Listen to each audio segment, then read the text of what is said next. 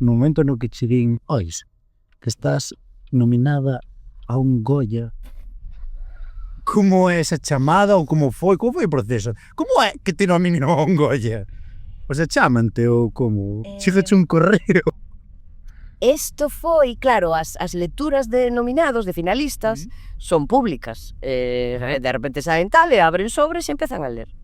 Eu sabía que era candidata. O sea, a produtora da película Se che informou? informárame de que iba a presentar a miña candidatura para a revelación para os Goya. E eu, están falando dunha película dirixida por Iciar Bollaín, que Iciar Bollaín considere que o teu traballo é digno de presentalo a unha candidatura. Hola. Sí. Que está pasando? Gol. Que aparte nun papel, ostra, que eran, non sei canto de pantalla, 5 minutos.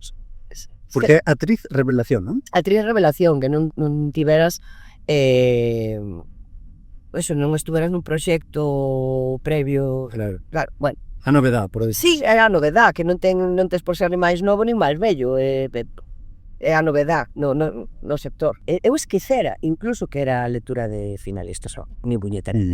Pero claro, según leron e dixeron o meu nome, empezou a arder o teléfono.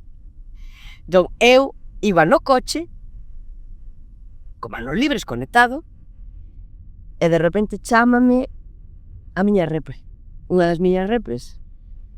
Collo o normal, por calquera cousa, dime.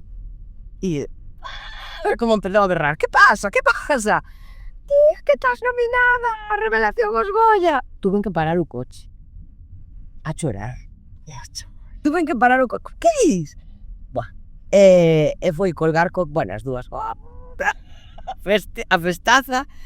E según colguei con ela, empezou, claro, a chamar xente. A chamarse. Que empezou a correr. A primeira chamada, ademais, lembro que foi despois de medios. Kiko Novoa, Radio Galega. E polo medio íbanse colando, pois, eu que sei, Paula Cons, a directora, que fixera a peli na que foi un protagonista, de mi ilustrísimo amigo, así, uns detrás dos outros, os meus amigos polo medio, non daba chamada a miña nai para decirlo, porque sonaba o teléfono seguido. Foi super. E tardei como case un mes, eu penso, en ser consciente do que pasaba, porque empeza sí, como unha especie de carreira na que hai unha xenda, hai hai entrevistas, hai unha reunión de nominados, empezas a planificar a viaxe, pois hai que ir a Granada, pois, e que me poño, e que fago, e con quen vou. E había momentos en que quedaba así pensando en casa, cando estaba soa, e dicía, buah, estou nominado. Ti duchándote. Claro, o mellor, tranquilamente. E quedabas así, como mirando po infinito, como o raposo este. Sí, que está. O meme do rato. Sí, que está. Eu son así polas movidas, na ducha. Quedaba así. En que momento? Estou nominado, que mo. E boa, veña a chegar outra vez. No, pero foi experiencia tremendísima. E pois claro, foi a Granada, os Goya, que é como, non sei, isto xa non é referencia que da miña quita, pero Paco Martínez Soria chegando a Madrid, sabes? Hola, vas no bus sentada, eu que sei, con xente, con actores e actrices de que toda a vida viches na pantalla, e ti estás así, toda atrás. Claro, ninguén sabe quen é, tamén xo digo. No. E entón tes esa sensación de coleime nunha festa que non era pa min. Un pouco síndrome del impostor aí. Sí, pero foi unha experiencia genial, e ao final ás veces hai como niveis dentro da profesión, sobre todo de actores e actrices, e penso que hai xente que está como na Champions, que hai cero vanidade, cero impostura, cero... O sea, que veño falar contigo, e encima viron a peli, o mellor, que ven, pois eso, alguén famoso, que che di, oiches, gustachesme moito en Soy Nevenka, e ti quedas así.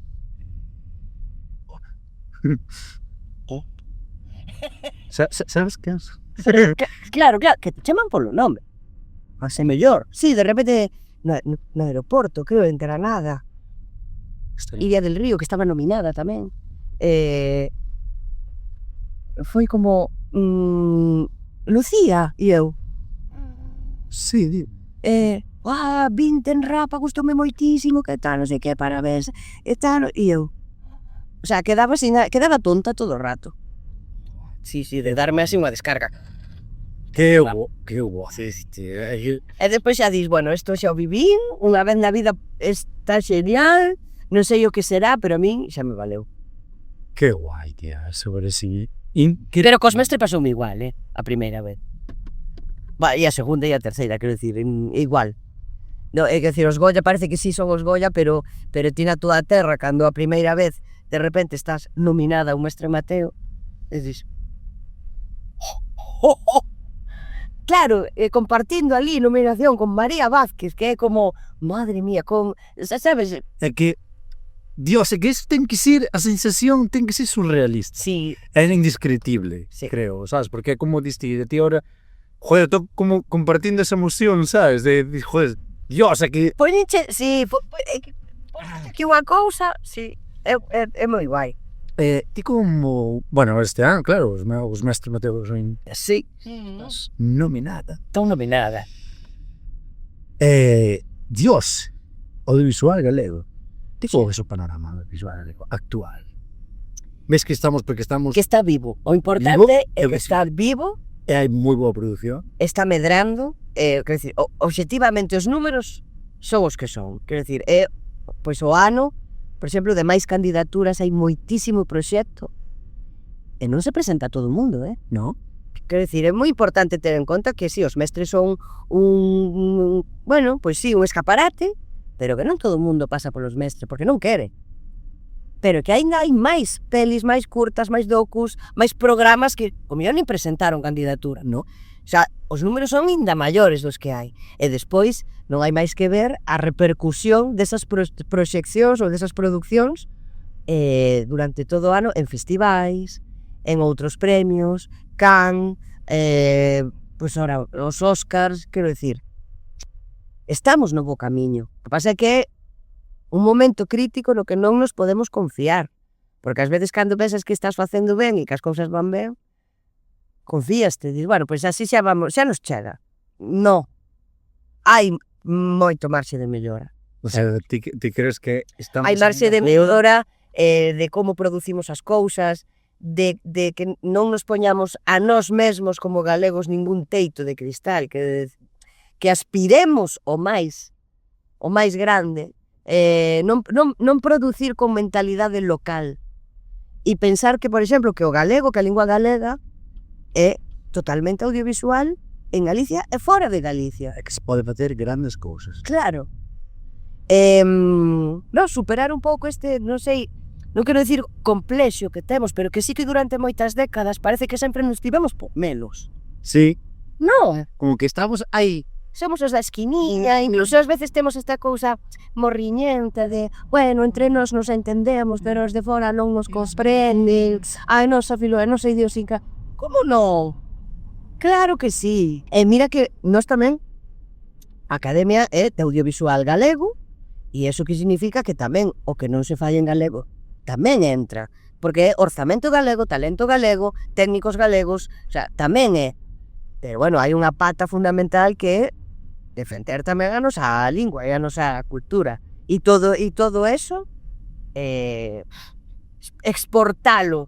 Igual que exportamos Alvariño ou exportar o noso produto. Exportar o noso produto porque nós cremos nel. Penso que o mellor dos éxitos, da clave, por exemplo, de Sirat, de Oliver Russell, é creer nel e convencer os demais de que crean nel. Ten máis talento que outros compañeiros ou compañeiras do audiovisual? Non, ten talento, moito, como moitos e moitas das que estamos aquí. Ahora, fixo cousas moi ben na súa produción. E penso que ese é un espello no que hai que mirarse os demais. Aspirar, tocar, xuntarse con... Quero saber tamén a tua opinión sobre como está o tema das redes sociales. Como levaches tamén esta exposición, como eres capaz de gestionarte toda esta... Mira, é unha das... mediática... Sí. é unha das cousas que máis traballo me dá. Máis traballo me dá persoal, porque con este medo ao que che decía, a que non me queiran, a que me critiquen, no? A rede social é unha exposición absoluta e é un espirse e someterse ao xuicio de Dios. Alguén, sí. Sí, de todo o mundo que moitas veces opina sin saber, sin acabar de ver un vídeo, sin ler unha noticia completa, É tan gratuito, é tan rápido. As primeiras veces que o vivín penso que foi xa estando no Malicia. Quer dizer, teño a sorte de que non vivín de moito hate, non sufrín demasiado. E por outra parte dame medo, porque penso que é algo que como unha vacina, non? Que xa teñen que ir poñendo pouco a pouco para que saibas xestionar o hate. Que de momento tiven a sorte de que casi todo o mundo sempre me tratou con cariño, sempre me non sei, me contestou ben, ou non se meteron conmigo especialmente. E as veces que o fixeron, mira como son, ainda tiven, como foi pouca xente, ainda tiven non sei se a tolería, non sei como, de contestar por privado moitas veces. Sí, contesto por privado e digo, pois mira, agradezo o comentario, que saibas que, por exemplo, me pasaba moito, e teñen toda a razón, hai quen no Malicia criticaba o meu galego. E teñen razón, pero que eu non son nativa, quero dicir, que triste, pero eu son de Coruña, nunha familia na que meus abuelos de Lugo e de Malpica, bueno, o avó de Malpica sí que falou sempre galego, pero nin as tías, nin os primos, nin os pais, castelán falante. Todo castelán falante. No cole, castelán falante. No instituto, castelán falante. As miñas pandillas de Coruña, castelán falantes. Entón, eu aprendín galego, mira que importante é, na escola, no cole, e no instituto. Bo clip aí, E no instituto. E sabes onde tamén? En Xacarandaina. Por qué? Porque empezas a ir a unha actividade cando tes 7 anos, e vas bailar, e vas pintar, e vas á pandeireta. Por qué? Porque son actividades. E que pasa? Que botas anos e estás aprendendo música da túa raíz, estás aprendendo a túa cultura, e tes profesores e profesoras. Dios mío, que a min me deu clase Mercedes Peón. Claro, medio curso de pandeireta, pero deume. Entón, imagina esas cabezas cando te están dicindo, mira, a vos parecevos normal estar aprendendo a bailar muiñeira de Herbecedo e despois sair pola porta e non saber falar galego? Parecevos normal? Claro, e empezas isto como de adolescente, sabes? A darlle voltas. E eu vivín cousas como que na miña casa facendo mellor os deberes do insti e tal, estar na casa, e sabes o que pasa coa cabeza, que a min deu unha alegría. Estás escribindo en galego, lendo en galego, e de repente falache alguén en casa, pregúntache algo que sea, que queres cenar? E de repente diste, non, eu non quero. Porque estabas co cerebro, estabas facendo en galego, non? E contestas en galego sin que che dei. Bueno, pois eu vivín o meu pai, para descanse, pero decirme, ahora te dá por hablar el gallego. É que o entorno social é complicado. E bum, levas unha hostia na cara, E digo, claro, encima de adolescente, dis, pois falo que me dá a gana. Entón, sí que teño un proceso de moitos anos de mellorar, porque ademais tampouco é como si tuvera que encontrar cal é o meu galego, cal é a miña zona. O meu galego ten que ser o de Lugo, o meu galego é o de Bergantiños, o meu galego cal é? Cal é? Fun dar clase a Muros e a Serres de baile e de pandeireta durante 5 anos. O que tal se rían as pobres de min, porque eu intentaba falar ese galego que estaba aprendendo, que estaba picando na mina del, sabes? E chegaba ali a Muros, elas que era precioso. Claro, un muro, o sea, eu tamén teño geada, o seseo. Claro, e eu gústame tanto tamén que ás veces quero coller esas variantes, e teño unha mestura complicadísima de azul e Cuba Libre. Pero bueno, eu o meu galego. Que mola, eso mola. E non me rindo e quero melloralo. Agora, por exemplo, estuve en varias producións onde hai lingüista. E claro, danos cera. Vamos candela. Pero que é maravilloso, porque é a única maneira de pensar en melloralo. E entón a min, volvendo ao tema, dábanme cera co galego. Entón eu non é poñer excusas, é dicir, ten razón. Se quero traballar, ou estou traballando na Televisión de Galicia, o meu galego tería que ser, home, non sei se impecable, Impecable. pero polo menos non dar vergonza. Ai, vergonza, hai cada vergonza.